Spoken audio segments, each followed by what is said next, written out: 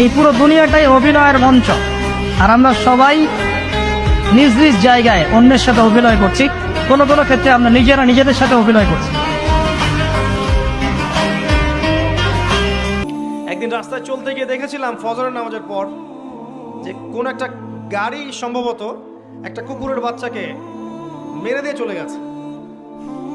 আর ওই কুকুরের মা যে সে রাস্তার পাশে দাঁড়িয়ে বসে আছে, বসে বসে তার চেহারাটা এত মায়াবী, এত বিষণ্ণ যে তার ছেলেটা এখানে মারা গেছে।